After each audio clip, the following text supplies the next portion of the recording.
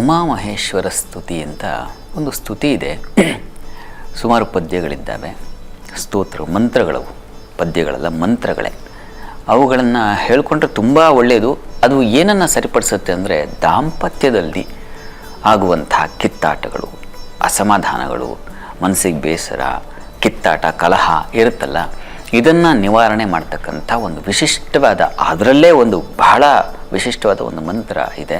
ಅದನ್ನು ಗಮನಿಸಿ ನೋಡಿ, ಆ ಮಂತ್ರವನ್ನು ಗಮನಿಸಿ. ಇದು ಬಹಳ ತುಂಬ ವಿಶಿಷ್ಟವಾದದ್ದು. ನಮಃ ಶಿವಾಭ್ಯಾಂ ಸರಸೋತ್ಸವಾಭ್ಯಾಂ ನಮಸ್ಕೃತಾಭೀಷ್ಟ ವರಪ್ರದಾಭ್ಯಾಂ ನಾರಾಯಣೇನ ಅರ್ಚಿತ ಪಾದುಕಾಭ್ಯಾಂ ನಮೋ ನಮಃ ಶಂಕರ ಪಾರ್ವತೀಭ್ಯಾಂ.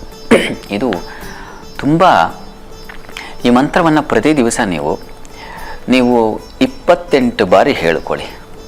ಅಕಸ್ಮಾತ್ ಏನೋ ಮನೆಗಳಲ್ಲಿ ತುಂಬ ಕಲಹ ಇದೆ, ಗಂಡ ಹೆಂಡತಿ ಒಬ್ಬರ ಮುಖ ಒಬ್ಬರನ್ನ ನೋಡೋಕ್ಕಾಗ್ತಾ ಇಲ್ಲ,